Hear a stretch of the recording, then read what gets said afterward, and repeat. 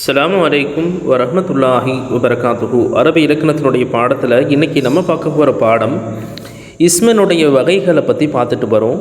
அந்த வரிசையில் இன்றைக்கி இஸ்முத் தஃதீல் என்ற ஒரு வகையை பற்றியும் அது எப்படிப்பட்டது என்பதை பற்றி தான் இந்த பாடத்தில் நம்ம பார்க்க போகிறோம். பாருங்கள், முதலாவதாக நவுன்ஸ் பெயர் சொல், அதை ரெண்டு வகையாக பிரிச்சிருந்தாங்க. மஸ்தர், ஜாமித் என்று ரெண்டு வகையாக பிரிச்சிருந்தாங்க. அதில் மஸ்தரான பெயர் சொல்லில் இருந்து பிரிந்து வரக்கூடியவைகள் பல விஷயங்கள் இருக்கிறது. இஸ்முல் ஃபாயில் இருக்கிறது, இஸ்முல் மஃபூல் இருக்கிறது, முபாலகத்து இஸ்முல் ஃபாயில் இருக்கிறது, சிபத்துல் முஷப்பஹா இருக்கிறது. ஐந்தாவதாக இப்போ நம்ம பார்க்க போகிற இஸ்மு தஃதீல் என்பதும் இஸ்மினுடைய ஒரு வகையாக இருக்கிறது. அதை பற்றி தான் இதில் நம்ம பார்க்க போகிறோம். முதல்ல இஸ்மு தஃதீல் அதனுடைய வரைவிலக்கணம் டெஃபினேஷனை பற்றி சொல்கிறாங்க. இஸ்மு தஃதீல் அப்படின்னா அதிகமாக ஒரு செயலை செய்யக்கூடிய நபரை குறிக்கக்கூடிய ஒரு பெயர் சொல்லுக்கு பேர் தான் இஸ்மு தஃதீல் அப்படின்னு சொல்கிறாங்க.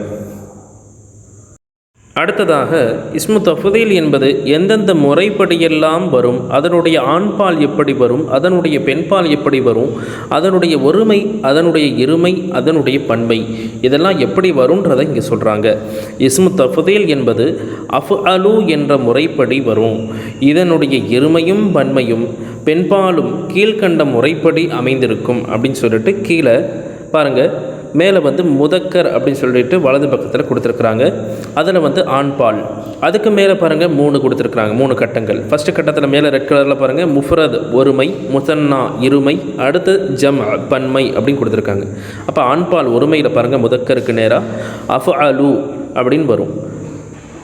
அதிகமாக ஒரு செயலை செய்யக்கூடிய ஒரு ஆண். அடுத்தது அஃஆலானி, அதிகமாக ஒரு செயலை செய்யக்கூடிய 2 ஆண்கள். அடுத்து அஃஆலூன அஃஆயிலு, ரெண்டுமே பன்மை தாங்க. அதிகமாக செயலை செய்யக்கூடிய பல ஆண்கள் அப்படின்றதுக்கு தான் இந்த அஃஆலூன அஃஆயிலு என்ற இரண்டையுமே பயன்படுத்துகிறாங்க பன்மையான ஆண்பாலுக்கு. அடுத்தது இஸ்மு தஃதீலினுடைய பெண்பால் எப்படி இருக்கும் அதனுடைய முறைகளை சொல்கிறாங்க. முஅன்னஸ் கீழே பாருங்கள் பெண்பால் அப்படின்னு கொடுத்துருக்கு. ஃபுஉலா, ஃபுஉலா என்ற முறைப்படி அமைந்திருக்கும். ஃபுஉலானா அதிகமாக ஒரு செயலை செய்யக்கூடிய ஒரு பெண். ஃபுஅலயானி, அதிகமாக ஒரு செயலை செய்யக்கூடிய 2 பெண்கள். அடுத்து ஃபுஅலயாத்துன் ஃபுஅலுன், அதிகமாக ஒரு செயலை செய்யக்கூடிய பல பெண்கள் அப்படின்றதுக்கு தான் இந்த ஃபுஅலயாத்துன் ஃபுஅலுன் என்ற ரெண்டுமே பயன்படுத்தப்படுதுன்னு இந்த பாடத்தில் சொல்கிறாங்க. அடுத்ததாக தஃதீல் எப்படி இருக்குன்றதை பற்றியும் அதனுடைய இதை பற்றியும் சொன்னதுக்கு பிறகு இஸ்மு தஃதீல் எந்தெந்த முறைப்படியெல்லாம் வரும் அப்படின்றத இங்கே சொல்லி காட்டுறாங்க.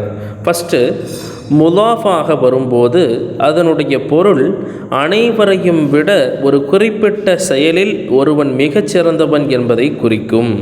முலாஃபி என்றால் அந்த இணைப்போடு வருகின்ற போது பாருங்கள், குரானுடைய ஒரு வசனம் வஅன்த அர்ஹமுர் ராஹிமீன் அப்படின்னு அல்லாஹ் குரானிலே சொல்லி காட்டுகிறான். இதில் அர்ஹமு என்பது அந்த இஸ்மு தஃதீலை குறிக்கிறது.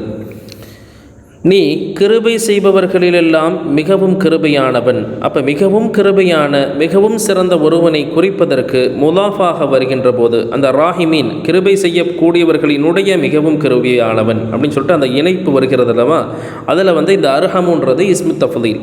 அது பாருங்கள் மிகவும் சிறந்த ஒருவனை குறிக்கும் அப்படின்னு சொல்லிட்டு கொடுக்குறாங்க. இந்த இஸ்மு தஃதீல் என்பது எந்த இடத்துல பயன்படுத்தப்படுகிறது அப்படின்னு பார்த்தீங்கன்னா, மின் அப்படின்னா இருந்து அல்லது விட, 2 இடத்தையும் ஒரு மின் என்பது. அப்போ மின் என்ற வார்த்தையை தொடர்ந்து இந்த இஸ்மு தஃதீல் என்பது வருகிறது என்றால் அப்போது அந்த இஸ்மு தஃதீலுக்கு என்ன அர்த்தம் தெரியுமா?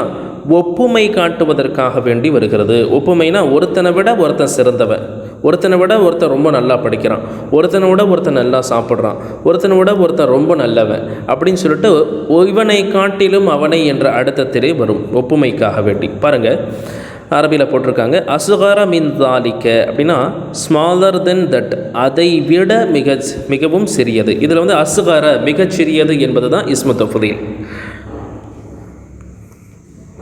அடுத்தது 3ஆவதாக இஸ்மு தஃதீல் எதற்காக வேண்டி பயன்படுத்தப்பட்டு வருகிறது அப்படின்னு பார்த்தீங்கன்னா சிஃபத்தாக வரும்.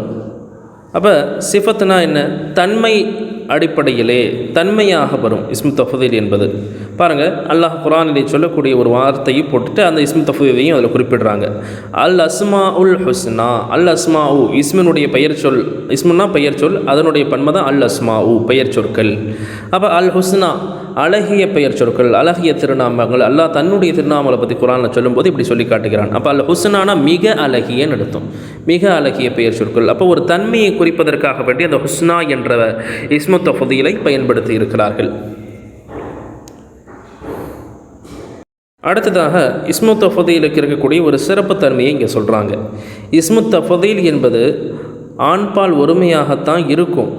ஆனால் அது சிஃபத்தாக பயன்படுத்தப்படுகின்ற போது சிஃபத்து வந்துவிட்டால் மௌசூஃபுக்கு தோதுவாக வர்ணனையாக ஒரு தன்மையாக வருகிறது என்றால் யாரை வர்ணிக்கப்படுகிறதோ அந்த பெயர் சொல்லுக்கு தோதுவாக அது மாறிவிடும் அப்படின்னு சொல்கிறாங்க.